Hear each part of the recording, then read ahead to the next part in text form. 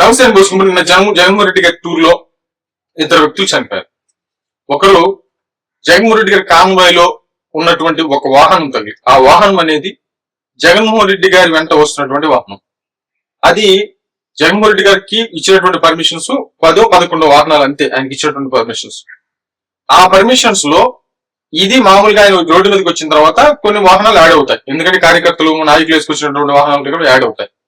వీళ్ళలో ఏదో ఒక వాహనం తగిలి ఆ పెద్ద ఆయన పడిపోతే ఆయన వదిలేసి వెళ్ళిపోయారు. అందరూ ఏం చేస్తారంటే కనీసం ఒక పెద్ద ఆయన పడిపోయి చావు బతుకుల్లో ఉంటే నువ్వు వదిలేసి వెళ్ళిపోయావని చెప్పేసి మాట్లాడతారు. కానీ అక్కడ జగన్మోహన్ రెడ్డి గారికి తెలిస్తే ఎందుకు కాముంటాడు? ఖచ్చితంగా దిగుతాడు, ఖచ్చితంగా ఆగుతాడు. కానీ దాని ఒక అంటే ఒక రకంగా చెప్పాలంటే మానవత్వం అనేది ఖచ్చితంగా ప్రతి ఒక్కరు చూపిస్తారు. అక్కడ అంత పెద్ద ర్యాలీలో ఖచ్చితంగా ఈ విషయం తెలిసేటువంటి అవకాశాలు కంపల్సరీగా లేవు. కాకపోతే టీడీపీకి సంబంధించినటువంటి main stream media, social media ఇది దారుణం, అన్యాయం అనేటువంటి విధంగా మాట్లాడుతున్నారు. కానీ ఐదు నాయకుల దాకా ఈ విషయం పోయేటువంటి అవకాశం లేదు. ఆయన వెళ్ళి ప్రెస్ మీట్లు పెట్టి ఆయన అనుకున్న విగ్రహావిష్కరణ చేసి అంతా అయిపోయిన తర్వాత ఇంటికి వెళ్ళిన తర్వాత ఏదైనా తెలిసి ఉండొచ్చామో గాక.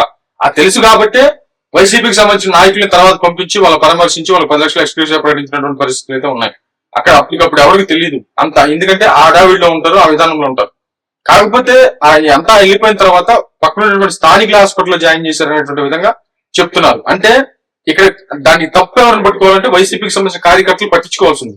మరి స్థానికులు అని చెప్పి ప్రకటిస్తున్నారు కానీ ఖచ్చితంగా వైసీపీ కార్యకర్తలు చూస్తూ ఎందుకు ఊరుకుంటారు? ఖచ్చితంగా వాళ్ళు జాయిన్ చేసేటువంటి అవకాశాలే ఉంటాయి.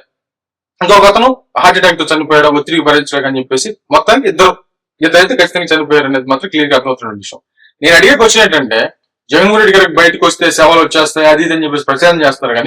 కానీ వాస్తవ పరిస్థితులు ఏంటంటే ఎవరి ర్యాలీలైనా మనుషులు చనిపోతారు ఖచ్చితంగా. అంటే ఇంతకు ముందు జరగలేదా? ఓన్లీ జగన్మోహన్ రెడ్డి గారి ర్యాలీలోనే జరుగుతున్నాయా? ఇది ఏంటంటే కొంత న్యూట్రల్ గా ఆలోచించాల్సినటువంటి విషయం.